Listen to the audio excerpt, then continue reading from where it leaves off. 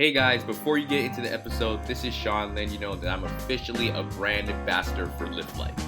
Lift Life is a fitness brand that focuses on selling fitness apparel and fitness equipment for all your workout needs. And what makes them so distinguishable from the rest of the brand is their ability to take street trends and implement them into their line of work. And honestly, I've been a fan of all the things that they have. It's been amazing, and I want you guys to be part of the experience. So if you go check out at the bottom of the description, you will see a link to Lift Life. And if you purchase now, you get to use my code, the Safe Room, to get 10% off your purchase. So make sure you go check out the link and make sure you again use the code, the Safe Room, to get 10% off your purchase. I know it changed my life, and I hope it changes your life as well. Now, on to the episode.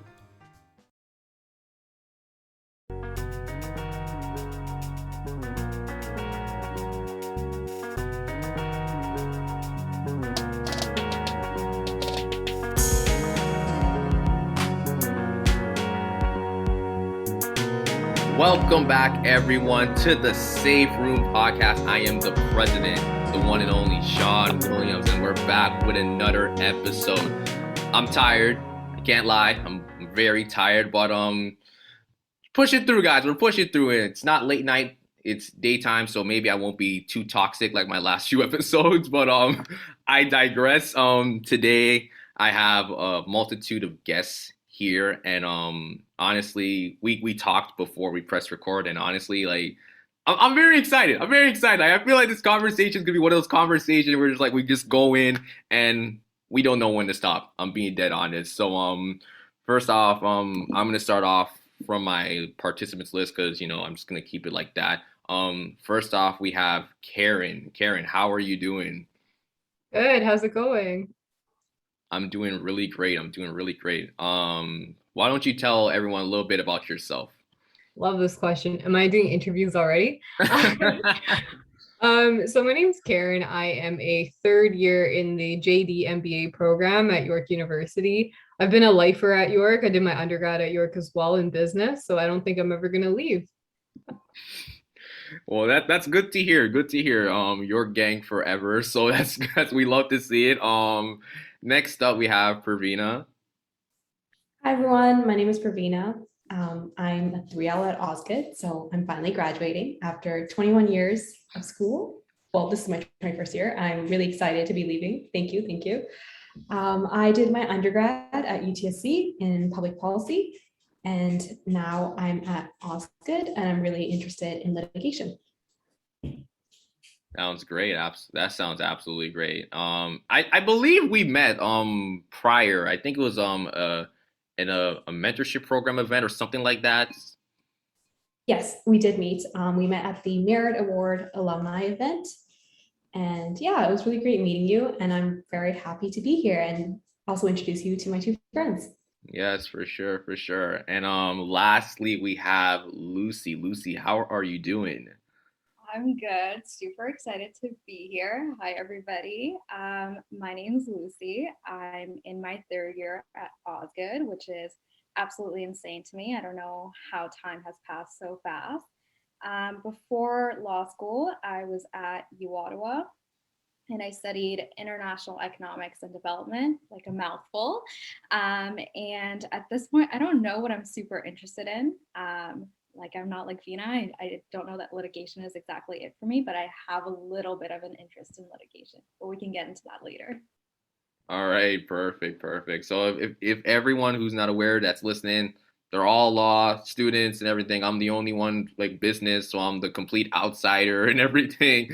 But it is what it is today, guys. I'm gonna be very honest. I'm a very professional and organized person, but guys, I have nothing in store. So I'm gonna let these three wonderful ladies kind of like be the ones steering the conversation. I'm not gonna put everything on them because again, I want to be part of the conversation as well. But to be honest, they told me ahead of time they're talkers. So you know what? If you don't hear nothing from me, don't say anything at all. Okay? So I just want to get right into it. So ladies, I'm posing a question which any of you can answer. That's cool. So I'm curious, and I'm pretty sure everyone else is curious. Like, what is law school like? Because I know there's this perception that and I don't know if I'm the only one that thinks that. There's a perception that when it comes to like law students and then people outside that's not like law students at York, there's like this division. It's like, oh, they move in a certain approach. They kind of go in this certain perspective and everything. And it's like, but like we're all under the same roof. Like I don't know why there's a divide. So like maybe you guys could help me like maybe debunk how that's probably like okay, I can see why people think that, or maybe that's absolutely false and like that's not the case. I guess I think that's a pretty interesting question. Lucy, do you want to I think Lucy wanted to jump in. do we do like the raise hands function? No, I think Karen, coming from, because you also went to undergrad at York, maybe you can talk to that first, and then I'll jump in. Yeah, that's exactly the point I wanted to start with. So before I started at Osgoode, I hadn't seen the building, even though I was there for like the last 4 years, and I knew I always wanted to be a lawyer. I just didn't get the opportunity to walk down that way on campus because I find like when school's in person, York is just so big. There's just so many things to do on the way that like Osgoode's like in this like on the other side, like I wouldn't park there. I wouldn't take like the bus stops weren't there, so there was nothing for me to do. But I did hear a myth back when I was an undergrad that you can only go to the Osgoode library if you were an Osgoode student, or like they can tell when you don't go to Osgoode, you'll get kicked out. So like that was something that we had in the back of our minds, like as undergrad students. But when I started at Osgoode, that's definitely not the case. Like the Osgoode library is open to everyone except for like during exams. That's when you have to show your ID, but rightfully so because there's a limited amount of space and people have exams to write as well. So I don't think it's like as secluded. It's just like the division of our campus and like how inaccessible some areas are. Maybe it might be better with like the new student center that we didn't have like when I first started at school, and that's why like no one was really exposed to where Osgoode was. But I think like from like a geographical standpoint or like people's personality, like I think it's just a part of York. Like I identify as someone who goes to York. Like I don't list out like Schulich or Osgoode or like these institutions. It's just like, yeah, it's York University. That's gonna be on my degree. That was on my degree last time. And yeah, that's how I approach it as like someone who's been there pretty long. All right. I was gonna say that I think it's a common myth that like not even just at the York U campus, I think everywhere it's like law students are cutthroat. It's a cutthroat environment. Everybody's type A, like they're there to like win, like they're there for a fight.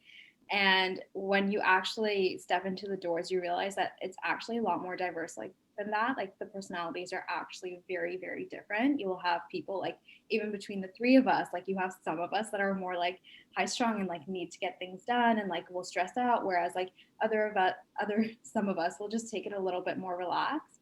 And so like I think it's just from the outside looking in, you just think that it's super, super cutthroat and nobody's there to make friends, but that's really not the case. And it's no different, I think, than any other class that you would take on campus. All right. Did we go to the same law school? Because I feel like we've had very different experiences. Uh, okay, no, I was just trying to be dramatic, but I do agree with Lucy in that people are a lot nicer at law school than you would expect.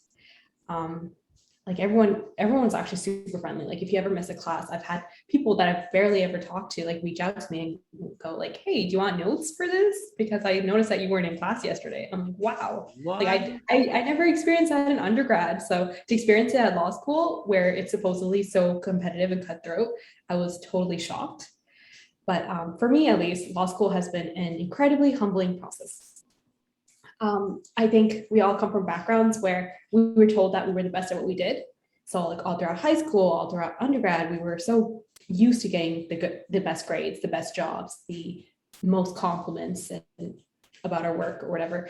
And so I was so used to being in that frame. And then I come to law school and everyone has killed it before they came here. And so you're surrounded by all these talented and competitive candidates, and it kind of takes a toll on yourself and your self-esteem. I also realized that like I thought I was type A, and I think the general population would characterize me as someone who's type A, but compared to my peers, I would say like I found myself to be on like in like the middle of the spectrum, which was quite a surprise for me. So law school has been a very humbling and enlightening process for me so far.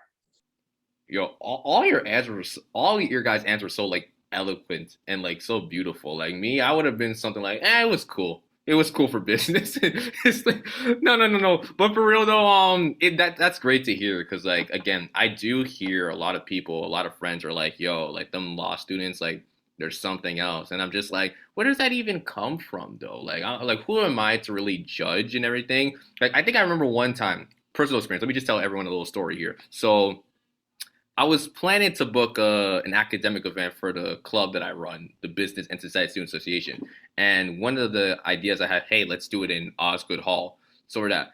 And the people are like, automatically shut me down, like no. And I'm like, why? It's like we're not touching their territory. We're not gonna step into anything there because like they're gonna be too harsh. It's like, oh, you need to be like a law student. You have to like attend like Osgoode Law School and everything. Just like it's like an event space. Who cares? Like I remember prior like going to York, I used to like go to like different events that were on York in high school that took place in that same hall. So like if you got literally high schools who are not even involved in like the stuff that we do that can book space, it's just like where does that come from? So I feel like it's good to hear from all three of you that the environment is not as cutthroat as people think, because again, like everyone just has like these weird perceptions to like how certain things should be and how we should view it. And like it's a nasty thought. I mean, like, and this is not just applied to like the conversation we're having now. This is kind of just applied for everyday life. We always have like these negative stigmas or like these perceptions about, oh, we need to view this. We need to view it as like what it needs to be, like these social norms. And I'm just like, where does that even come from? So I'm really glad to hear from all three of you that it is a lovely place. Like honestly, if I have the chance, in person, maybe I'll stop by and be like, hey, like, I need notes. Like, no, the fact that like Piraveena said like you like the random people be giving you notes, like where is that for like the Busto students? Like, come on now. Like I need that. Like sometimes when I miss a class, like, hey, yo, I don't know you, but here's the notes for that CSR class we just had. Like, I wish I had that love. I really wish I did. But kind of want to move on to the next part. I'm sorry, I just had to get that off my chest. But so being law students and everything, like what is like the different things that you guys learn about? Is there any opportunities that you feel the stuff that you learn you get to actually apply within like real life issues, real life situations? I think sort of like a common criticism of law school is the fact that you learn a lot about these concepts and these big picture things, but you don't really get a chance to put that into practice. So you don't have a lot of that practical experience. And I will give it to Osgoode though. We have a great experiential learning sort of program where you are able to work for clinics, do different types of intensives where you get placements and you're actually able to put everything that you picked up in law school in practice. But I think ultimately it's your own initiative that you're able to get that sort of practical experience. And I think law school gives you that solid base. So it kind of teaches you what the law is, and it's up to you to learn, how do I apply it? How does it apply to my client's case? And like, I think part of being a lawyer is a lot of those like soft skills. So knowing how to communicate with a client, knowing how to manage your time. And I think that comes over time with practice. I don't know if you could really teach that. Anything else to add? I mean, Sorry, we're on Zoom right now and I'm pointing at Karan because it looked like Karan wanted to speak and I didn't want to steal her thunder. I do have a bit to add on to what Lucinda said. Yeah, I think Osgoode's doing a really good job with all the clinics and opportunities that they have for students.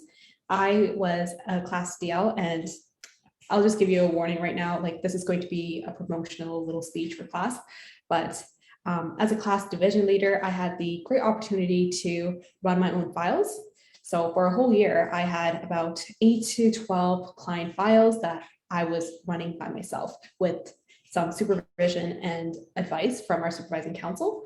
So through that, like I learned all the soft skills involved with lawyering, how to actually identify legal problems when you're speaking to someone. One of the things that law school is known for is the fact that all the exams are fact patterns. So you get like a little story and you have to identify all the legal issues. But when you actually have a client, it's not like they're giving you this blurb and you have to figure out what the legal issue is. You are talking to them, and sometimes they don't understand why certain things, certain aspects of their story are so important to us, are so like vital to their case. And so the whole process of figuring out what's important, how to get that information from your client, all these soft skills that are very vital to lawyering, you get them through the clinics. And I'm really happy with my experience at class, and I would recommend it to anyone. Also at class, we are really big on helping people from the Jane and Finch community, people from like marginalized groups. So if you ever have a legal problem, whether it be crim or immigration or admin, please feel free to reach out to our clinic and we'd be happy to help you.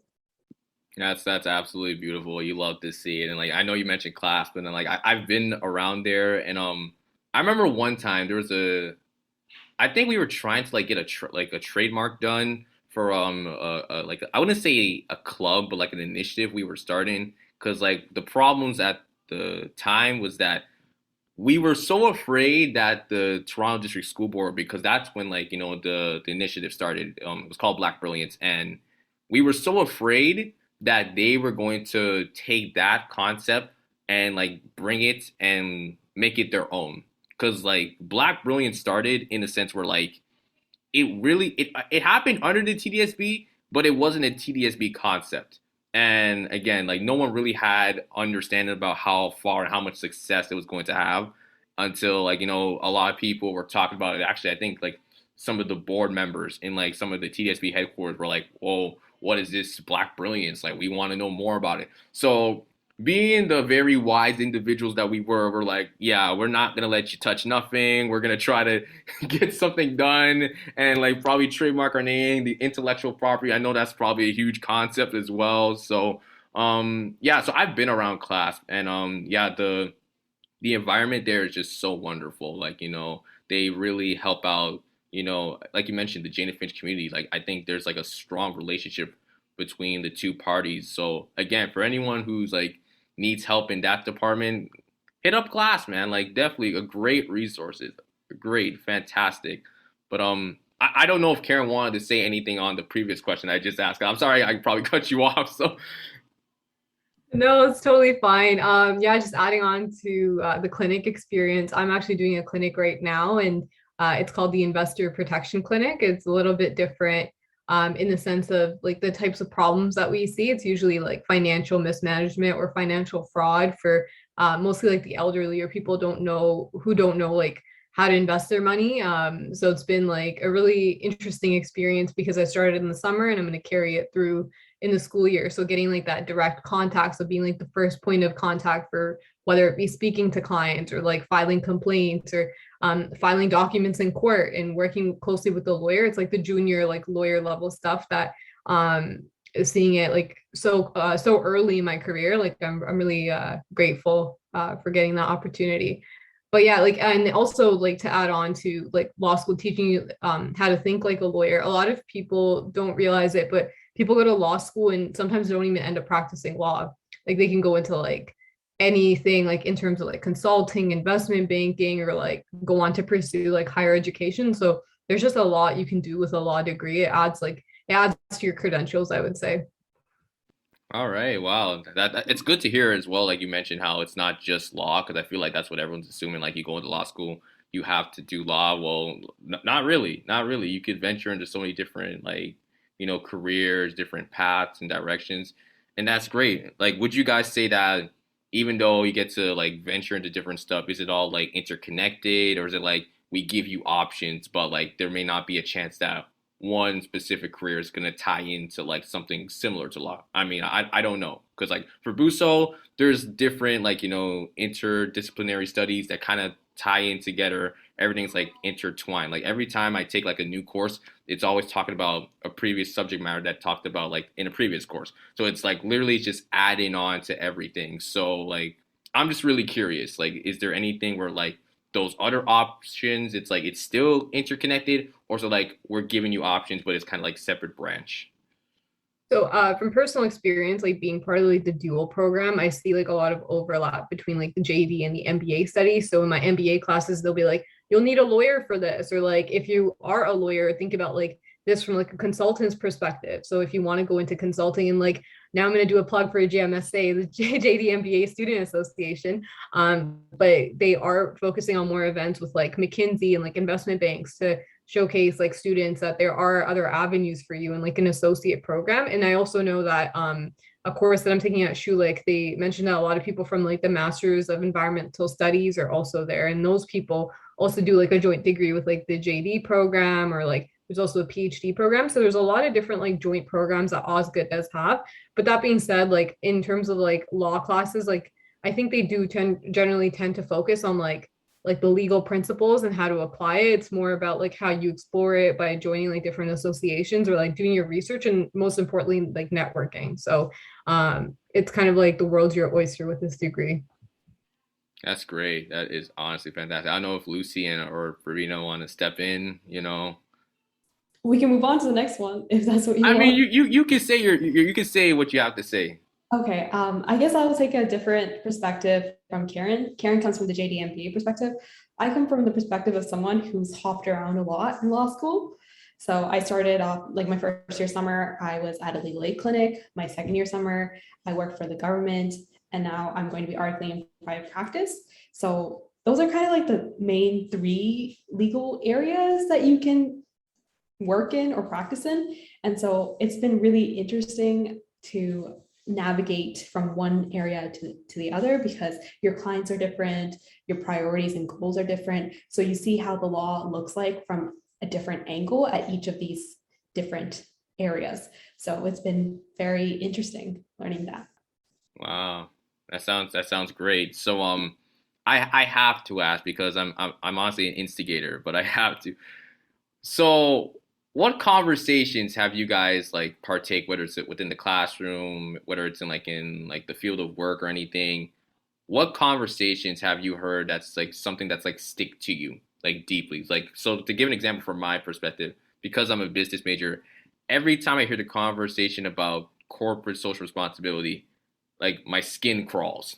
My skin just completely crawls because it's not really about which side is right or wrong, because people are like, do you do a stockholder approach? Do you focus more about like shareholder primacy and looking with the interest of like maximizing profit, or do you do stakeholder approach where you look more to like the customers, the suppliers, you know, NGOs and like their personal interests?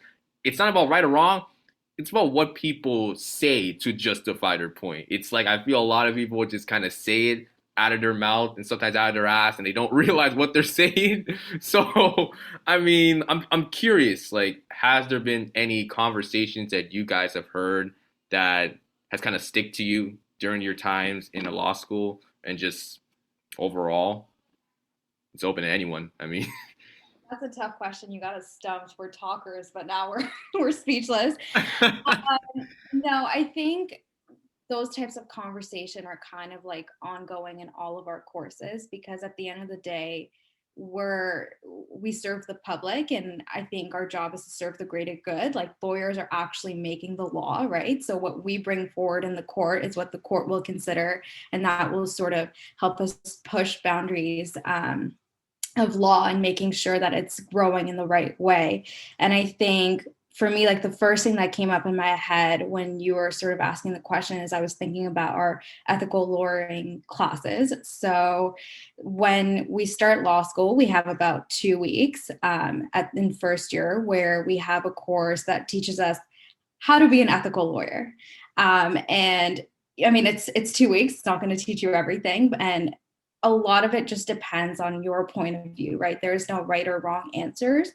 And obviously we have sort of like this code of conduct, code of ethics that we have to abide by, but there's still a lot of it falls on you. And I think, I don't know, that's a tough one. Like some of the conversations that we've had where we're like, oh, how should a lawyer act in this case? Like, let's say your client tells you they've committed murder. Like, how do you act? And there is never really a right answer. And I think as a law student, you kind of want to get at the answer, but you never really get it. And I think that's the frustrating part about that conversation is you never know what the ethical way of doing things is. Like, where's your loyalty? Is it with like the greater good, or is it with your client? Sometimes your client doesn't want to do what's best for the community, but where are you supposed to be in that whole picture?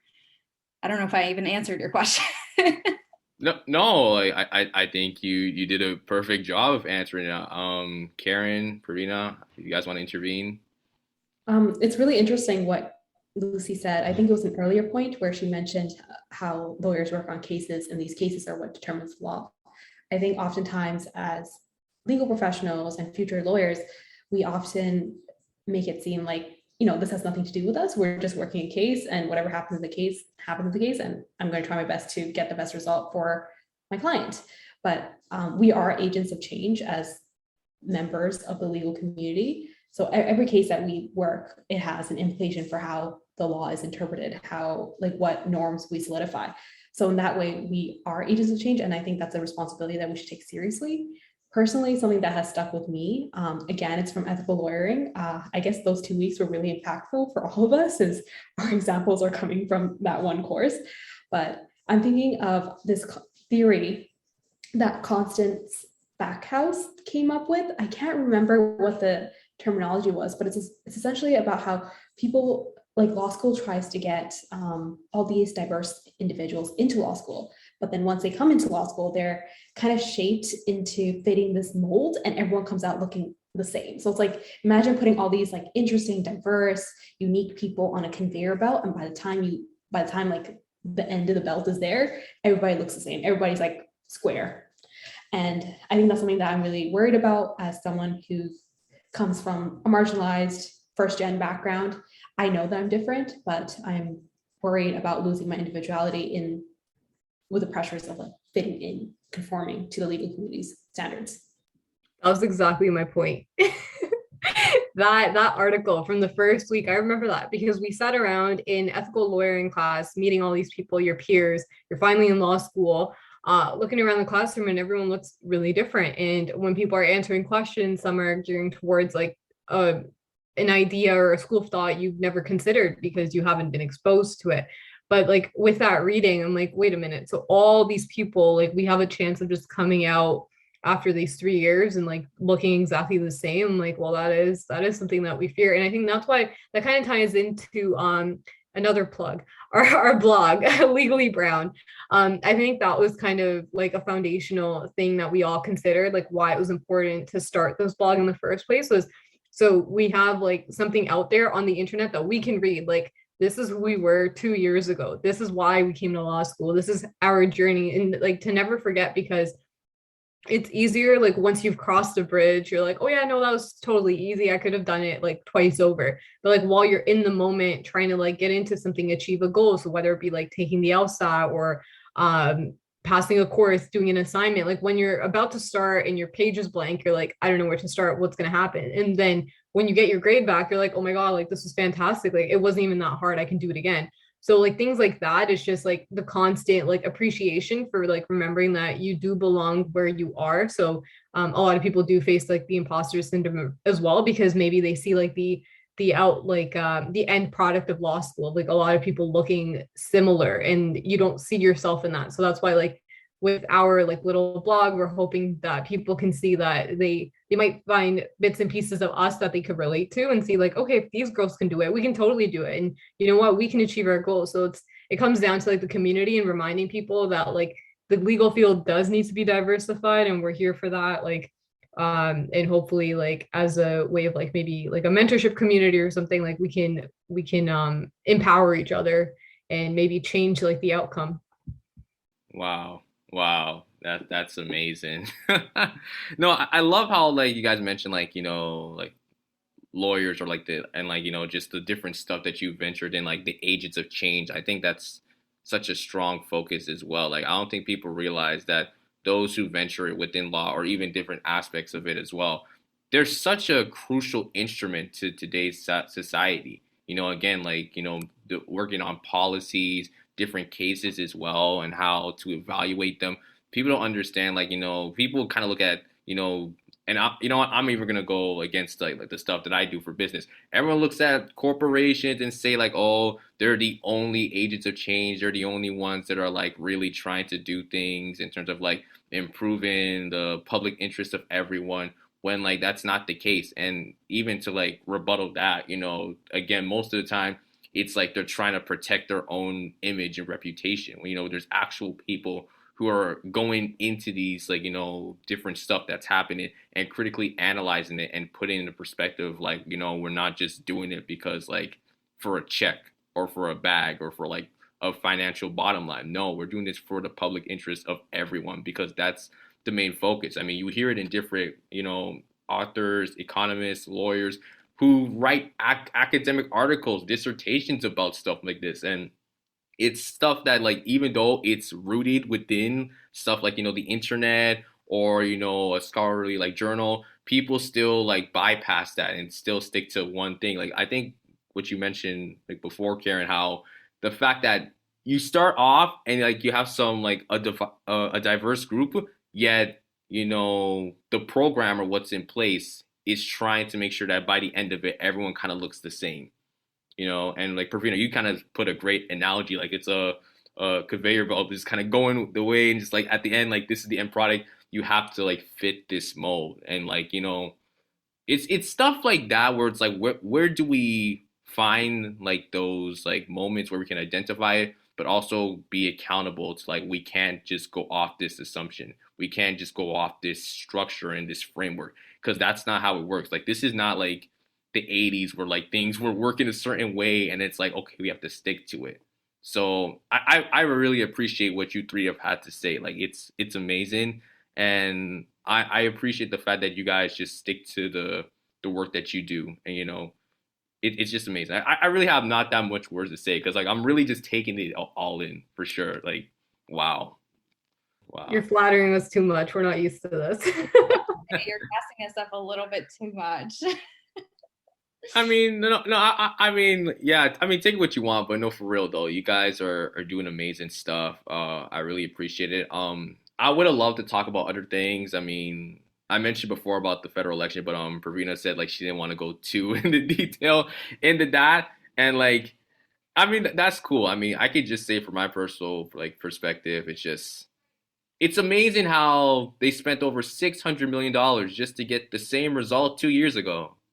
Like it's shocking how the government seems to not understand their flaws and mistakes. Because I think everyone could all agree that the Trudeau government just wanted to be in majority because they weren't happy with the fact it's a minority government, and they wasted all that money that could have went for stuff that's more important like affordable housing or post-secondary tuition. I know all of us can relate to that. Like we're trying to pay off our tuition and everything. That money could have gone somewhere else. Instead, you did it for a snap election just to get the same result 2 years ago. So like, what did that really accomplish? But I'm curious. I mean, you guys being in law school, is there like times where you feel, and again, like this is totally up to your discretion. If you feel like you don't want to take any shot, I'm cool with it. Has there been times where like, you know what, it's just been a struggle for me to like, get past maybe this course or maybe just this certain material or like trying to like deal with a certain issue?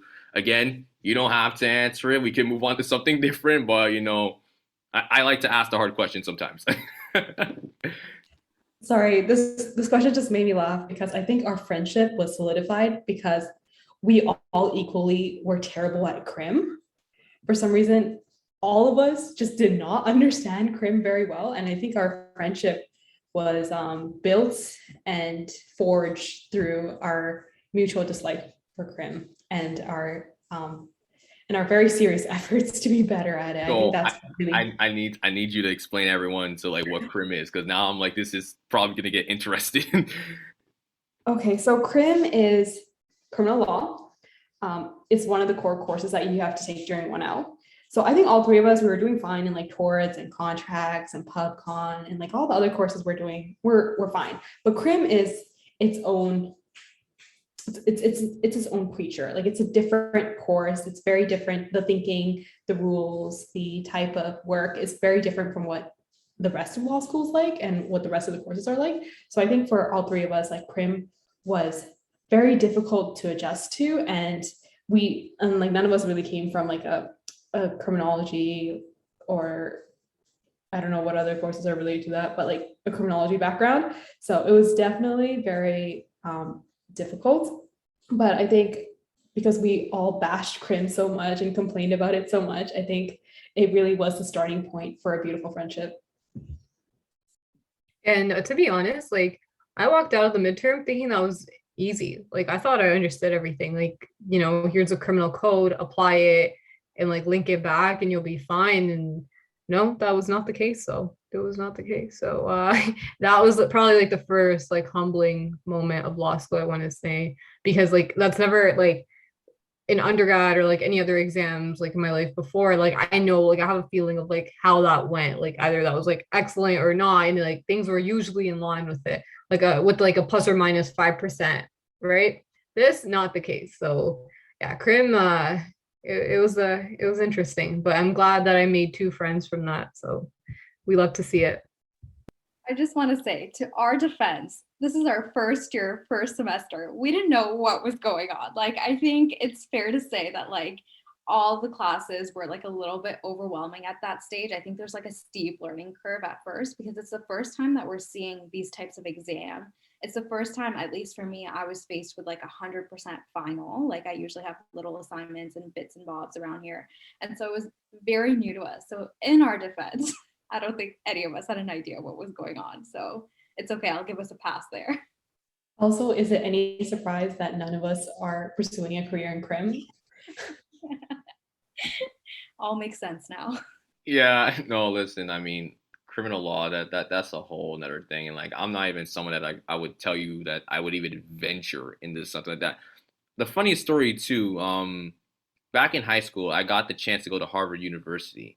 And don't listen, it wasn't nothing crazy. It was a school trip and everything, but this was something that like, and like I mentioned, like business and society was not my first option. It really wasn't. Like I wanted to do sports management, but I thought like, you know what, my high school's not really giving that much, courses that you can do to prepare for that. So the second one kind of ties into this trip I went to. I came back, I bought a windbreaker jacket. It said Harvard Law School. Everyone's assumption was that, oh my God, Sean got accepted to Harvard. He's going to law school. Like everyone thought, oh my God, you're going to law school. Everyone's going crazy. And see, me being the idiot that I am, I didn't decide to tell the truth. I decided to play it off and be like, yeah, yeah, I'm going to Harvard.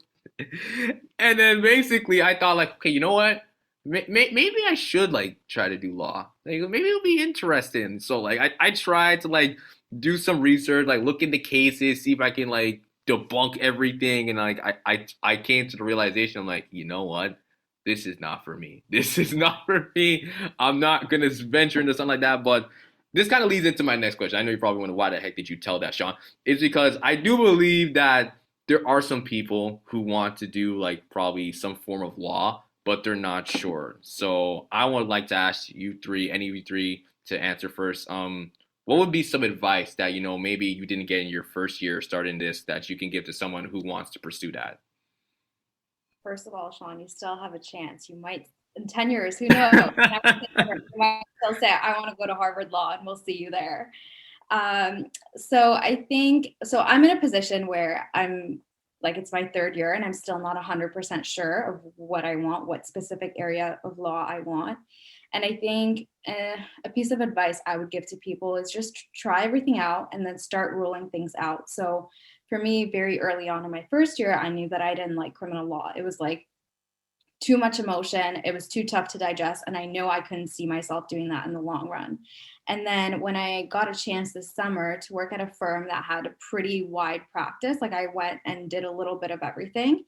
And I still, because I'm somebody that has like fear of missing out, like I have FOMO, like I have to try everything before I make a decision. So like, I think my advice is keep an open mind for as long as you can and then decide later on. And I think there shouldn't be a pressure on you, especially early on in like your law school career, to have to choose what you want. And I think your first year you'll hear a lot of noise. So I remember like my first week of law school, like I think everybody has heard this, like people will come in and be like, oh, I want to be a mergers and acquisitions lawyer, and you'll be like, I don't even know what that is, like I don't know what anything is. And so like don't get distracted by the noise, try everything out. Even if you have an idea of what you want, still try everything out and then make up your mind later, like because you never know what you're going to stumble on. Yeah, I think that's probably the best advice you can give someone. Just like try everything, because I won't even lie. Even when I took business, I was like, what do I want to do? Like, what do I want to do? Do I want to like open a corporation? Do I want to be like an entrepreneur? Like, what am I going to venture in? What specific stuff am I going to do? Am I going to do accounting?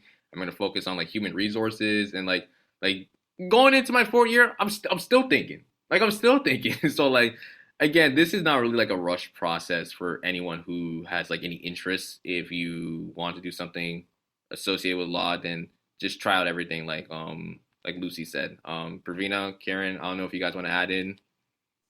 I think what I would add to this conversation is that if you're interested in the law, what I would suggest is to get hands-on experience in the law. I think, well, like I've always kind of wanted to be a lawyer, so law school was my destination and I was working towards it my entire life. But I think I didn't realize exactly why I wanted to be a lawyer, and why I would be a good lawyer until I started to get that clinical experience. So I would suggest if you're an undergrad student or a high school student, or even someone who's like graduated already, but you're trying to figure things out, like try working for a law firm or with a legal aid clinic. Try to see if you could get like an experience with working with legal files, with clients, because I think in that way you'll get to envision what life would be like if you were a lawyer and whether or not that's something that you want.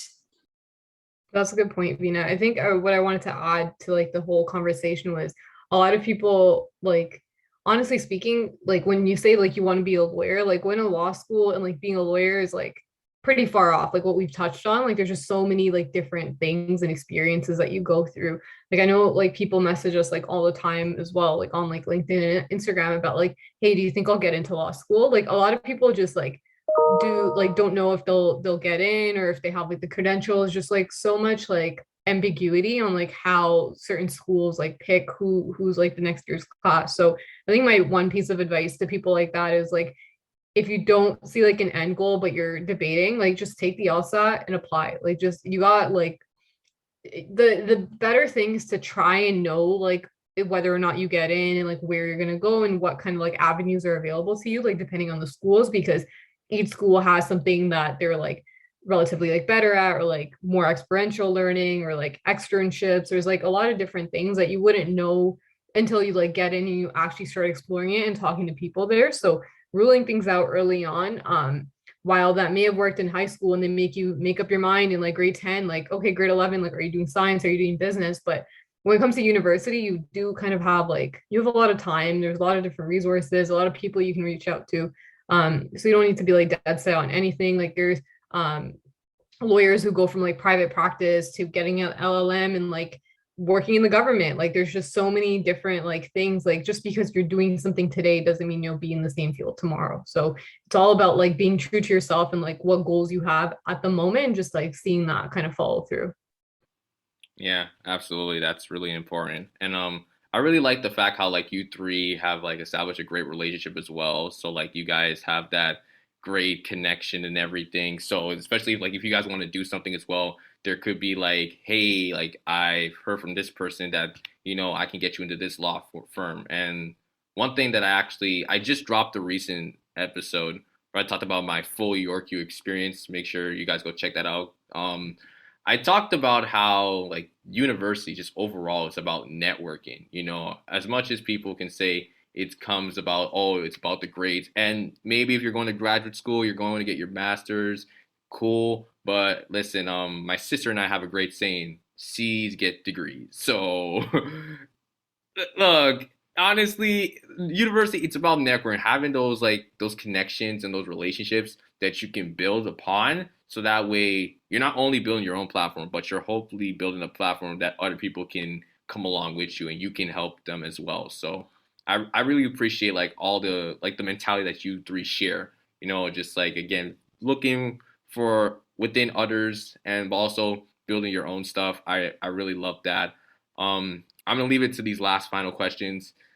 This would probably gonna be tricky. So if I don't get immediate response, that is cool. What could you say so far has been your best and worst moment in law school? This is tough. This is okay. Vina, do you have an answer? I think I do. It's probably not the best answer, but it's the first answer. I was going to fill up time, so go ahead. Okay, great. I think let me start with the worst moment. Okay. I kind of alluded to this earlier, but I guess like, okay, I don't feel bad saying this because I'm not going to a career in crim, but my crim midterm, I looked at my mark and I got a 32 out of 100.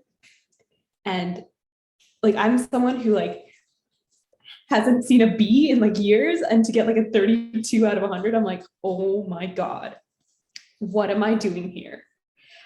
Thankfully for me, law school midterms are often no downside. So if you do better on the final, then your final mark is the mark. So luckily, I got my life together, got my shit together for the final, and it worked out. But when I saw that for the first time, like all the imposter syndrome that I was feeling, all like the worries about whether or not I'm doing the right thing being in law school, like all that came to like the forefront when I saw my mark. I'm like, clearly I don't belong here. I'm getting a 32 out of 100, like a 32 out of 100. Like that's ridiculously low. So when I saw that mark, I'm like, okay, something needs to change. And so like, I'm happy to report that like my final mark was okay. So like, clearly I did work through it and I got through it, but getting that B in crim was literally one of the hardest things I've ever done in my life. In terms of the best moment, so we can leave things on a high note, the best moment was my ability to see that my unique background actually provided me with like certain skills that other people don't have that can put me in a more competitive position. I speak Tamil fluently, and I didn't think that was a big deal. I'm like, okay, fine, like everyone can speak another language. But I really realized like the importance of having that other language when I was working at CLASP, and I was able to help clients directly because I could speak the language, and it was a lot more efficient because I understood the legal process and I also understood the language. So things moved at like double the pace compared to when you had like an interpreter and a law student trying to talk to the client and figure things out. So my best moments were when I was working directly with clients, being able to communicate with them effectively and get resolution for their legal problems. Well, to be honest, the fact that you flipped over a B. Listen, if I got a B, I just would have shrugged it off. I really would have just shrugged it off. But like that shows the dedication and the grind. So much kudos to you. Lucy, did you want to go next? I'm on the spot. So I'll start with the best. So in my first year, I worked for a legal clinic.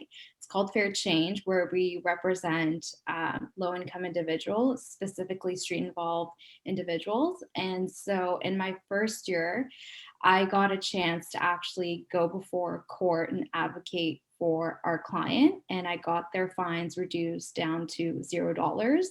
And I kid you not, I was shaking while I was up there on the stand, but it was one of the most rewarding experiences because not only was I able to help somebody, but I got over the sort of fear of public speaking and, make a meaningful difference. And so for me, that was like one of my most rewarding experiences. And it kind of like is what sparked a little bit of my interest in litigation and what I want to pursue in the future.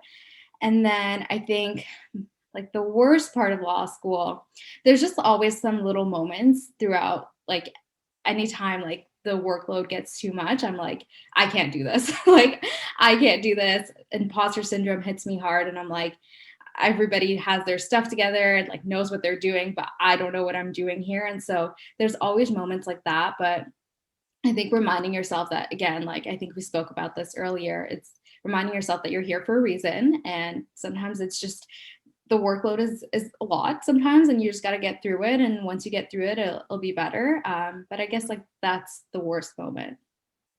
I mean, what a best moment though, like getting someone's fines reduced to zero. Like what? That's talent. That is absolute talent. So kudos for you for that. Karen. This was actually hard because I don't know, like the minute, like now I'm gonna sidestep the question, but I feel like the minute like I got into Osgoode, like from that moment, I was just grateful because it was like a lifelong dream for as long as I can remember to get into an Ontario law school. Like that's something that was always in the back of my mind, so I could just like write the Ontario bar and start practicing here. So it was like every day was kind of like a blessing. Like when I used to go to school, like I was just like really happy to be there. So when you say like the worst moment, I guess like the lowest point would probably be just like, I guess it was like, was it January 2020 or February 2020? I don't know. It was just gloomy and things just felt like a standstill. like I don't know what particular like what pushed this, but it was just like nothing was really happening. It was like, yeah, like I'm in law school, but like what's next? Like I feel like my entire life there's always been like a goal. It's like, oh, after like these many months, you gotta like try to get this and you gotta try to get that. But like the first year of law school, you're just kind of like, okay, like now I'm here and there's like a recruit coming up, but that's not that big of a recruit, so that's fine too. It's just like not knowing what to like push yourself for and like not being motivated enough to do something. So it was like I remember that right before the pandemic. I'm like, what am I doing with my life? Like now what's the next goal? Like, is this it? Like, am I like fulfilled now? Like, so I felt kind of empty then, but like it wasn't even that serious. So we're fine. We overcame that. Uh and as for like my best moment, I think I'll have to do like a personal best. Like I know you guys said to like give back. Like both of you had examples about like your clinic and how you gave back and you changed the world. Like I just started the clinic, so I have had like I have like met with clients, but I haven't done anything like super fantastic yet.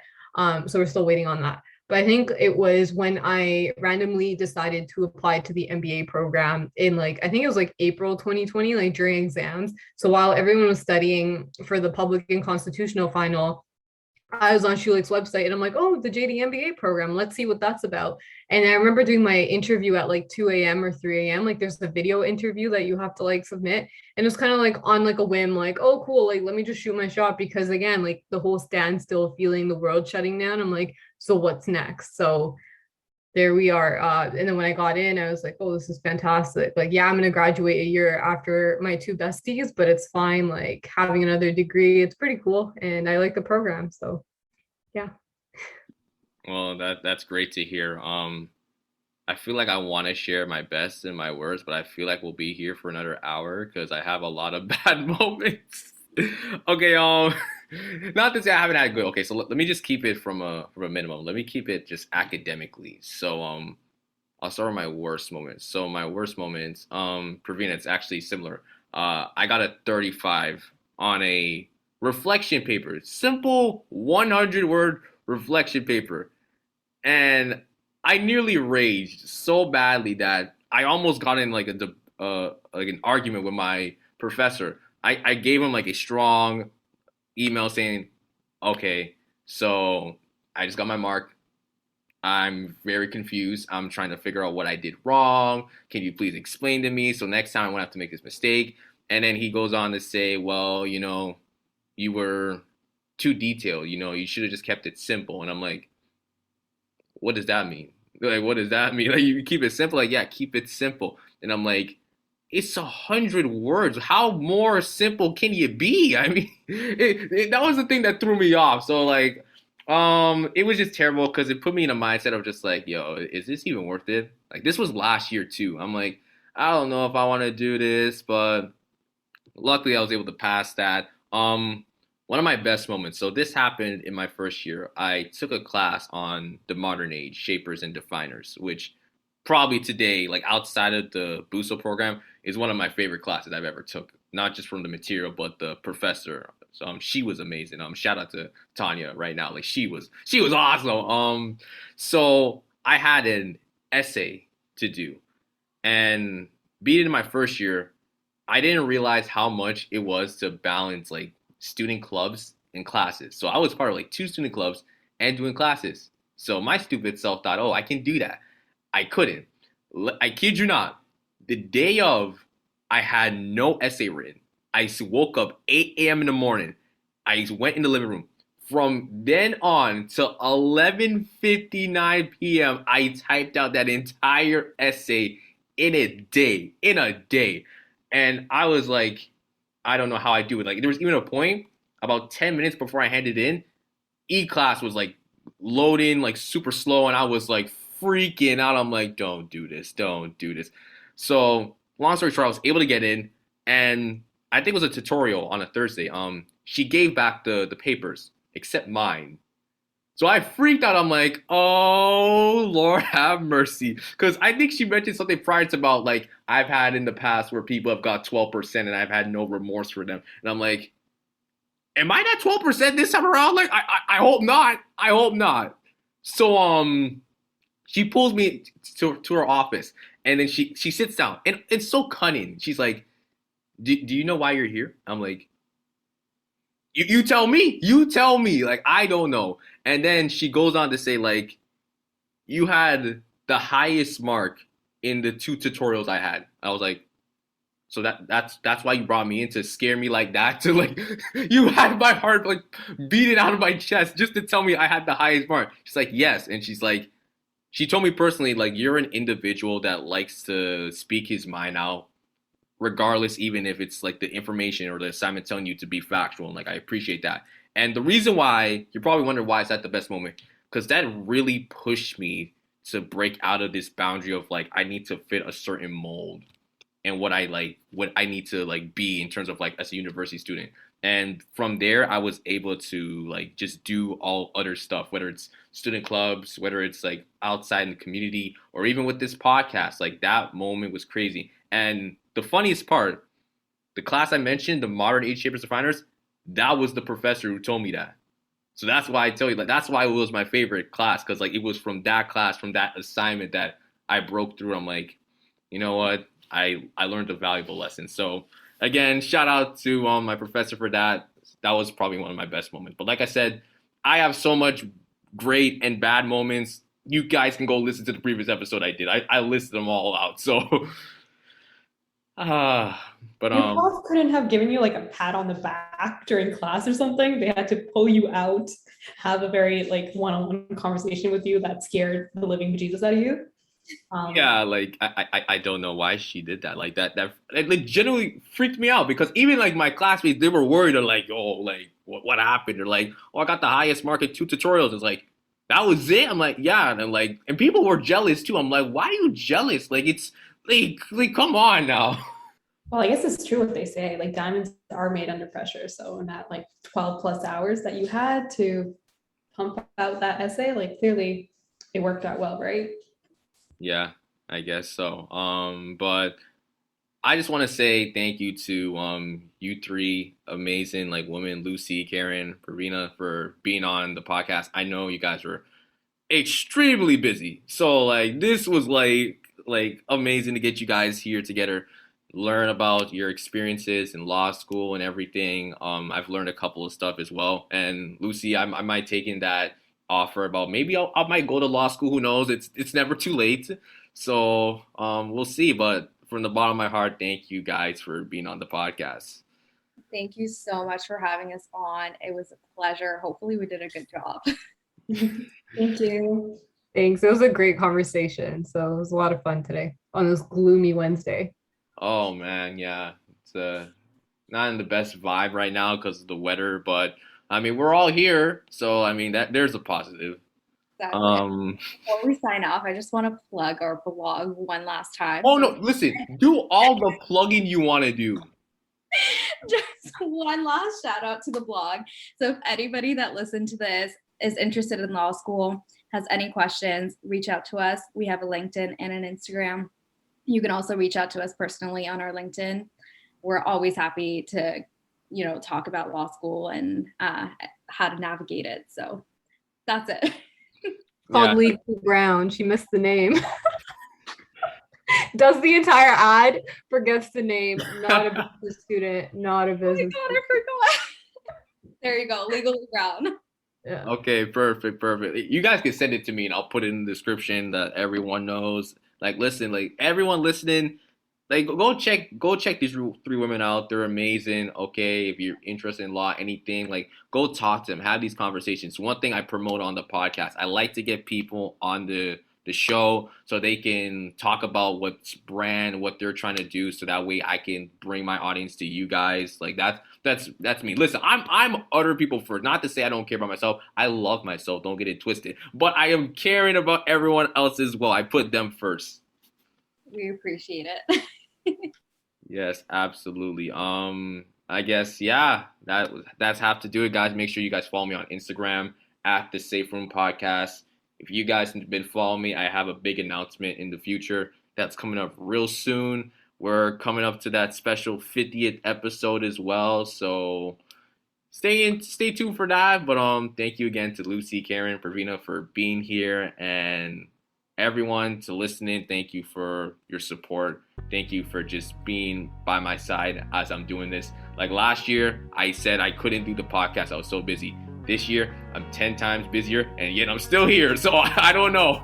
I don't know how does that work. I don't know how does that add up, but it is what it is. But thank you guys for listening to The Safe Room, and we'll see you guys next time.